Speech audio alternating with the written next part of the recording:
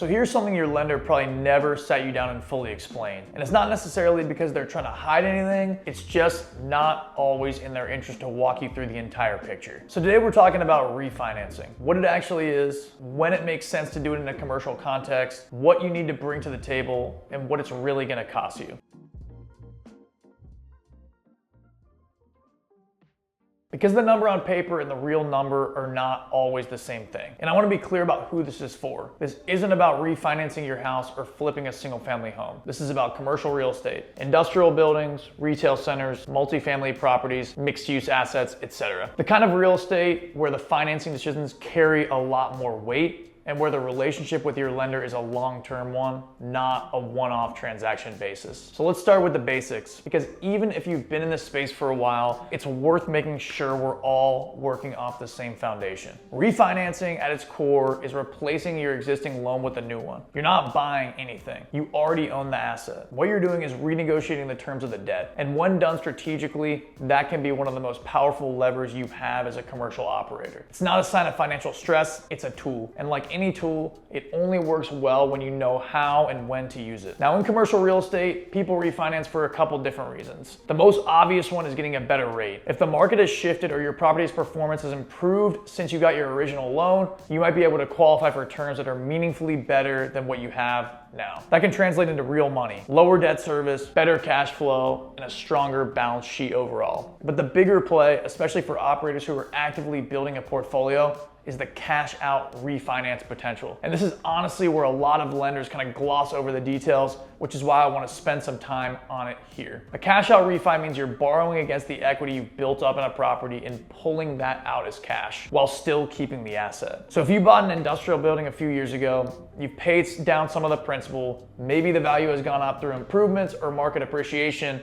Now you've got equity sitting there that isn't working for you. A cash out refi lets you put that equity back to work, buying your next asset, funding a renovation on another property, or repositioning something in your portfolio. That's how commercial investors scale without just waiting years to save up enough cash to do the next deal. The equity you've already built becomes your capital source, and it's non-taxable. Okay, so when should you actually do this? That's where things get nuanced and where I think a lot of people make mistakes, either by moving too soon or by waiting too long. The general rule you'll hear is that a refinance makes sense when you can drop your rate by at least 1%. It's not wrong, but for commercial deals, it's a starting point, not the whole answer. You gotta think about the loan structure. Commercial loans often have shorter terms than residential. 5, 7, 10-year terms are common, with balloon payments at the end. So if you're coming up on a balloon and rates are decent, refinancing might just be a necessity, not a choice. That's a different conversation than strategically pulling equity to fund your next acquisition. What you really want to be asking is, what does this do to my debt service coverage ratio? That's the ratio of your property's net operating income to its loan payments. Most commercial lenders want to see that at 1.25 or higher, meaning the property brings in at least 25% more than it costs to service the debt. If a refinance improves that ratio, or at least doesn't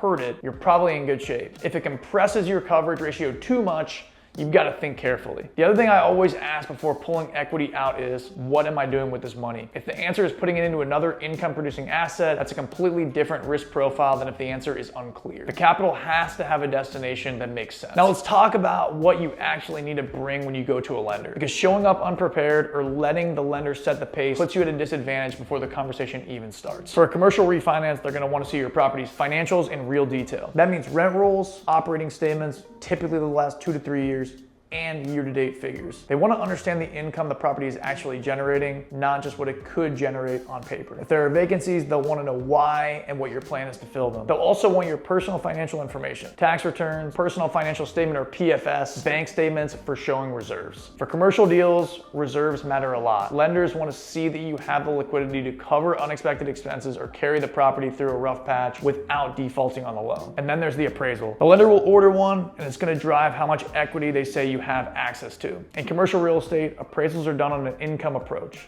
meaning the value is largely derived from what the property earns, not just comparable sales. So if your occupancy is low or your rents are below market, that appraisal number might come in lower than you'd expect. It helps to know that going in. One more thing, if you've done any capital improvements to the property, make sure to document them. Roof replacements, HVAC upgrades, parking lot work, and tenant improvements. All that can support a higher appraised value if you can show receipts and records. All right, let's talk about what this actually costs. because this is the part that surprises a lot of people, and it's the part lenders sometimes don't lead with. Refinancing has closing costs.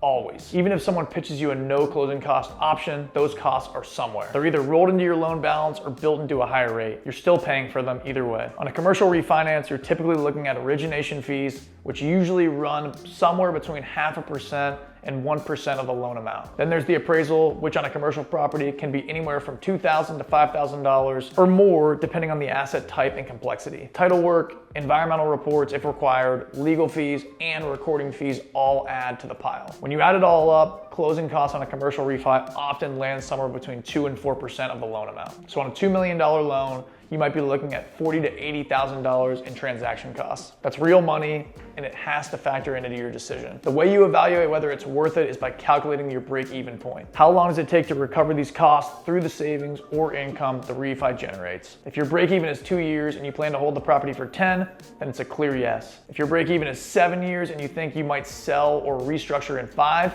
the math simply doesn't work. There's one more cost that people frequently forget to check, and it can be a painful surprise: prepayment penalties. A lot of commercial loans, especially CMBS loans, which are loans that get packaged and sold to investors, come with significant prepayment restrictions. Defeasance and yield maintenance clauses can make it extremely expensive to pay off a commercial loan early. So before you even start the refinance conversation, you need to pull out your existing loan documents and understand exactly what it costs to exit the loan. Your lender on the new side is not going to remind you to check that, so make sure you do it. To bring this all together, refinancing in commercial real estate is a strategic tool, not just something you do when you're in trouble or when rates drop. When used intentionally, it's how smart operators unlock equity, improve their debt structure, and keep their capital working. But it requires preparation, it requires you to understand your numbers and attention to detail, and it requires you to lead with the conversation with your lender, not just respond to whatever they put in front of you. The thing I want you to remember is this: if you're taking notes, write this down. Your lender has their own incentives. That's not a criticism, it's just the reality.